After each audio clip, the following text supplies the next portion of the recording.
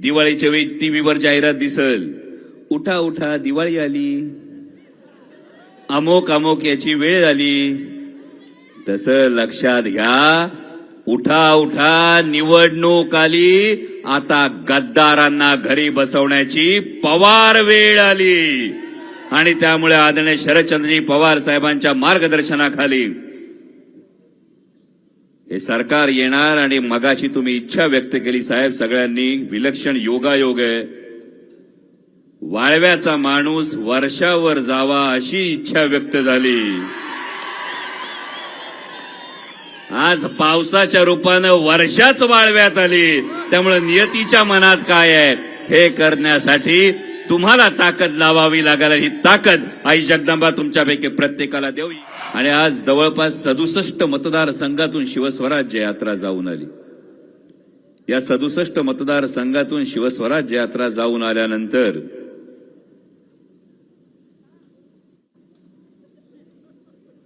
ज्या मालिकेचा मगाशी उल्लेख केला, मी प्रत्येक वेळी पाहत होतो. मी जयंत पाटील साहेबांकडे पाहत होतो.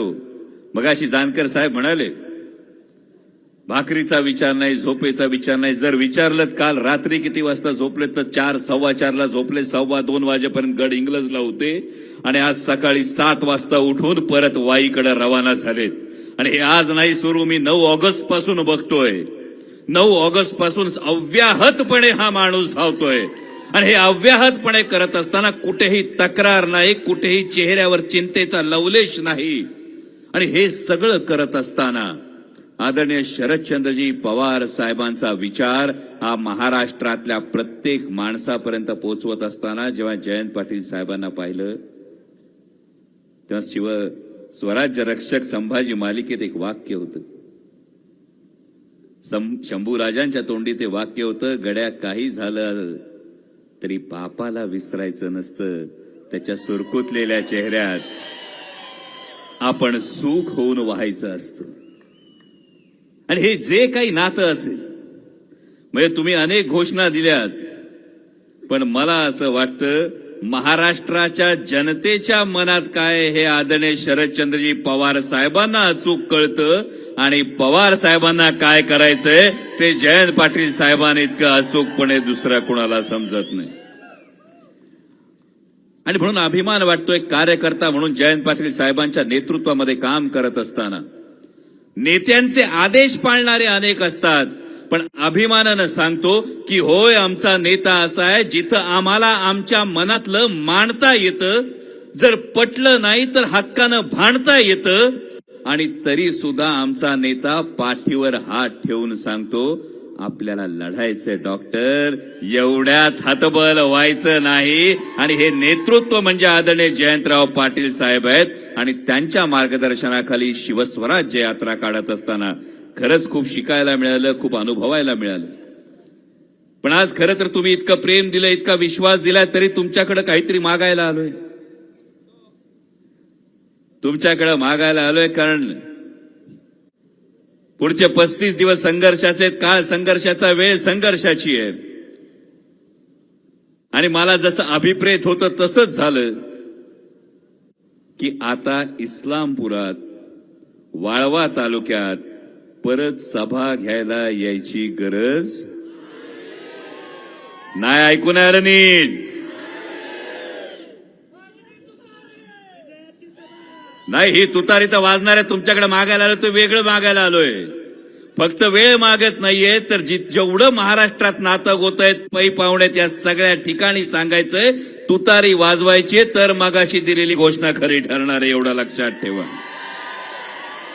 पण ही शिवस्वराज्य यात्रा काढत असताना 67 विधानसभा मतदारसंघातून जात असताना अनेकांचा नामोल्लेख केला नाही तर तो कृतज्ञपणा ठरेल. कारण मुद्दे काय, सरकारवर टीका काय, तुम्हाला सगळं पाठ झालंय.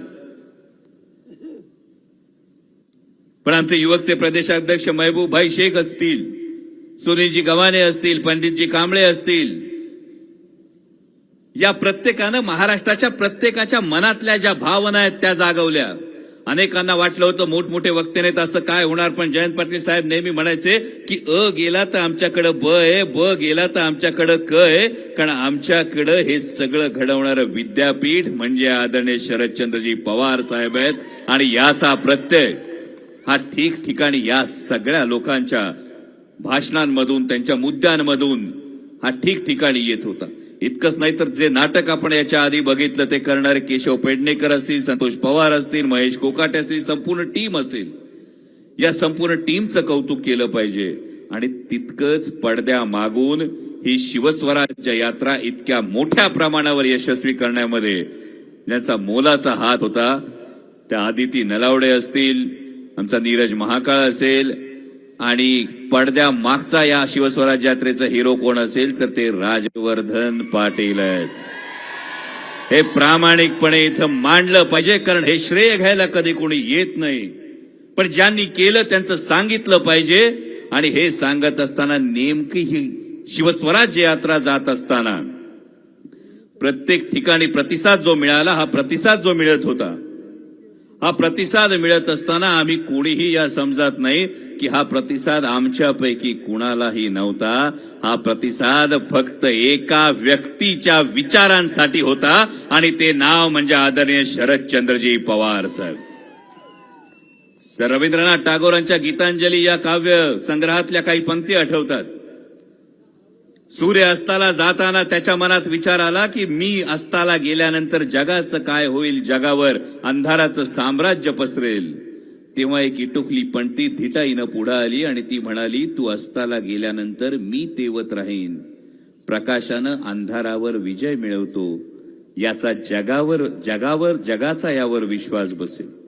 आणि तीच परिस्थिती होती 2 जुलैला.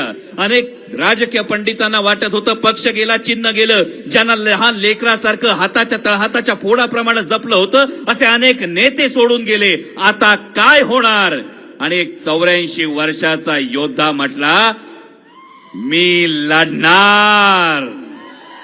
आणि हे लढण्याचं जर कोण प्रतीक महाराष्ट्रातलं बनत असेल, म्हणजे जेव्हा सगळं काही गमावलेलं असतं, सगळं संपलं असं वाटत असतं, तेव्हा जर प्रेरणा कुणाला हवी असेल तर त्या प्रेरणेचं आज महाराष्ट्रातलं नाव आहे आदरणीय शरदचंद्रजी पवार साहेब. आणि म्हणून या निवडणुकीत, विधानसभा निवडणुकीला सामोरं जात असताना एक गोष्ट लक्षात ठेवा, ही निवडणूक कुठल्या राजकीय पक्षाची नाही, ही निवडणूक कुठल्याही केवळ पुढाऱ्याची नाही, ही निवडणूक महाराष्ट्र धर्म वाचवण्याची, महाराष्ट्र धर्म टिकवण्याची. जाता जाता एवढंच सांगतो, काय विलक्षण योगायोग आहे बघा. मतदान किती तारखेला आहे? 20 नोव्हेंबर. निकाल कधी लागणार आहे? जरा माग जा. 23 नोव्हेंबर 2019ला काय घडलं होतं? 23 नोव्हेंबर 2019ला पहाट म्हटलं का काय लोकांना राग येतो, पण एक शपथविधी झाला होता आणि तिथं महाराष्ट्राच्या पाठीत खंजीर खुपसला गेला होता. पण सरकार अवघ्या काही तासात गडगडलं होतं. निकाल पुन्हा 23 नोव्हेंबरला आहे आणि आता महाविकास आघाडीचं सरकार येणार. ही काळ्या दगडावरची रेग आहे. जाता जाता एवढं सांगतो, आचारसंहितेच्या काळात दिवाळी येईल. दिवाळीच्या वेळी टीव्हीवर जाहिरात दिसल, उठा उठा दिवाळी आली, अमोक अमोक याची वेळ आली. तसं लक्षात घ्या, उठा उठा निवडणूक आली, आता गद्दारांना घरी बसवण्याची पवार वेळ आली. आणि त्यामुळे आदरणीय शरदचंद्रजी पवार साहेबांच्या मार्गदर्शनाखाली हे सरकार येणार. आणि मगाशी तुम्ही इच्छा व्यक्त केली साहेब सगळ्यांनी, विलक्षण योगायोग आहे. वाळव्याचा माणूस वर्षावर जावा अशी इच्छा व्यक्त झाली. आज पावसाच्या रूपानं वर्षाच वाळव्यात आली. त्यामुळे नियतीच्या मनात काय आहे हे करण्यासाठी तुम्हाला ताकद लावावी लागेल. ही ताकद आई जगदंबा तुमच्यापैकी प्रत्येकाला देऊ, ही इच्छा व्यक्त करतो आणि थांबतो. धन्यवाद. जय शिवराय.